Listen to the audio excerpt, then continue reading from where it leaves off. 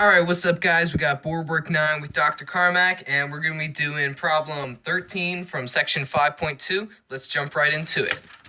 All right, so we're going to let R and S be rings, and let this phi function be from R to S be a ring homomorphism, okay? And so part A says that if we let J and S be an ideal, then show that the inverse phi function is an ideal in R. So this basically is the set of all elements in R that map to J, okay? So how do we show something is an ideal? We need to first show, the first thing we need to show is that it has a zero element, okay? So basically, we're going to show that the zero element in R maps to the zero element in J. Okay, so we already know it's going to map to S here. So for first, we're just going to show this real quick. And this is just to show that the zero element maps to the zero element in the other ring. We can break it apart because it's a ring homomorphism, like this. And we can cancel from each side, like that. And so this goes to show that equals that the 0R maps to 0S. So since J is a subset of a sub-ideal of S, they're going to have the same zero element. So indeed, and so then this is going to be like that. It's going to equal to the one in J. And so indeed, these do, this does map to the zero element in J.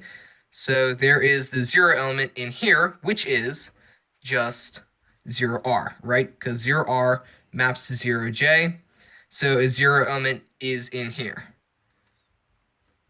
Okay, so that's that for the first part. We've shown that this thing has a zero. And the next thing, we need to show that it is closed under addition, right?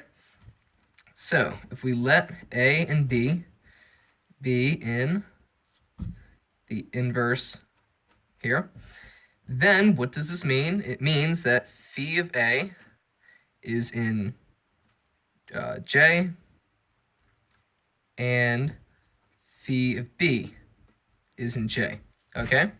Now, J is an ideal, so we can add these two elements like this, and this is still going to result in J, since J is an ideal. Now, what we're going to do, we can combine this since phi is a homomorphism, so we're going to say, combine it like this, and then this is in J.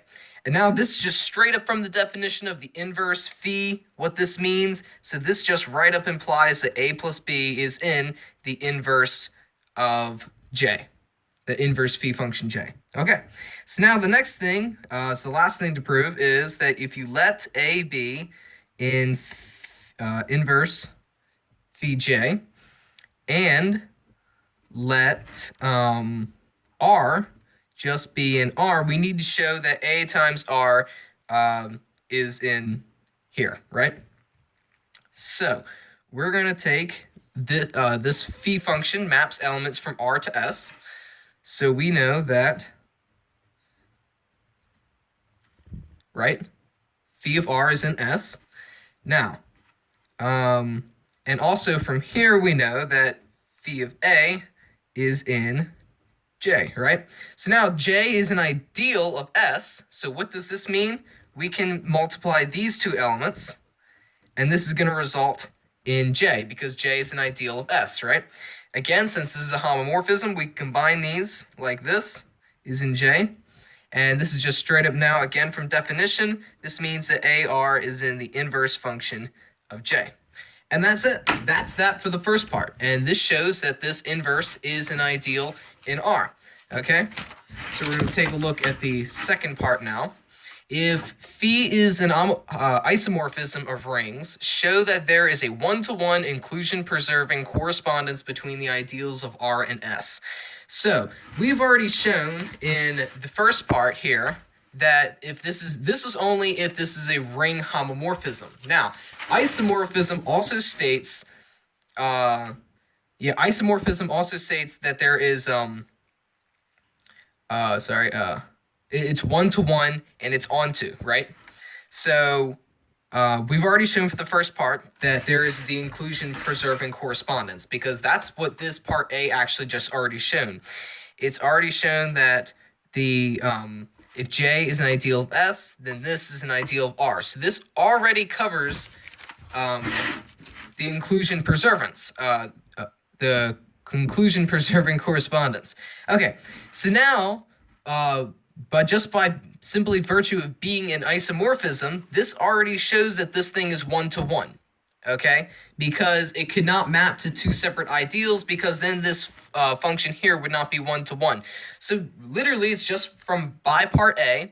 So by part A, it's already inclusion preserving, right? And then just by definition of it being a, and then by being a isomorphism,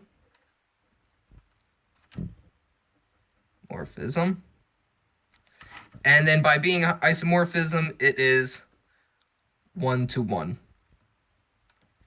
Okay, and that's it for A and B. Hope you guys enjoyed that. That was actually rather short, but it was the most interesting one I could find in 5.2. And yeah, make sure to subscribe. See ya.